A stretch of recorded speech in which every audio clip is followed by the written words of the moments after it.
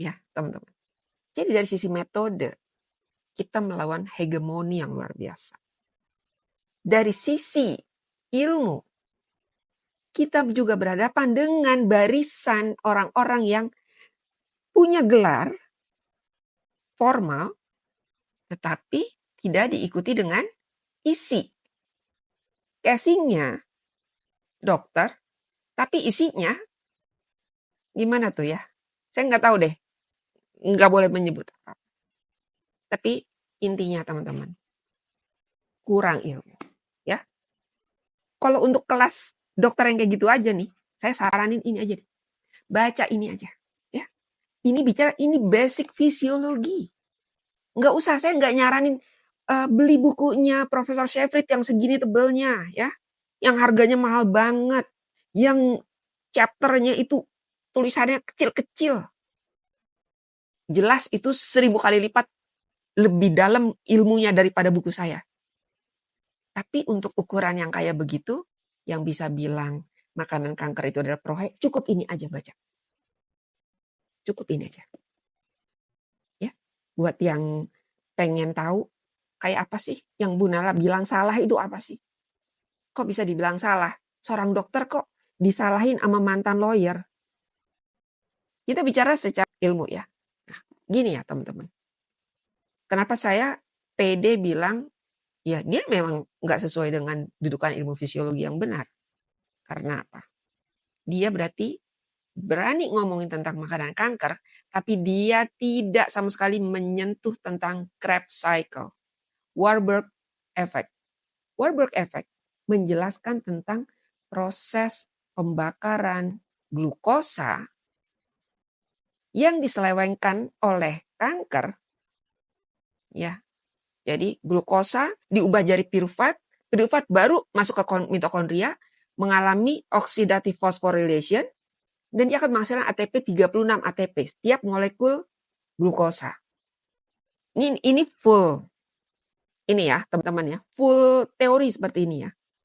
Mohon maaf kalau teman-teman, aduh boring banget Ibu Nala ngomongnya sekarang nih. Supaya kalau ada dokter yang dengar juga sadar. Kembali dong ke ilmu. Ternyata dia menemukan glukosa yang kita makan dari karbohidrat, sayur dan buah-buahan itu ternyata sebelum dia masuk ya ke mitokondria itu istilahnya tuh di twist, dibelokin. Saat dia menjadi pirufat, dia nggak diterusin ke mitokondria, tapi dia diselesaikan di sitoplasma. Saya lagi nggak bawa laptop, teman-teman. Sitoplasma itu apa? Sel, anggaplah sel begini. Ada di dalam sel itu ada kamar-kamar. Nah, seruangan sel itu disebut dengan sitoplasma.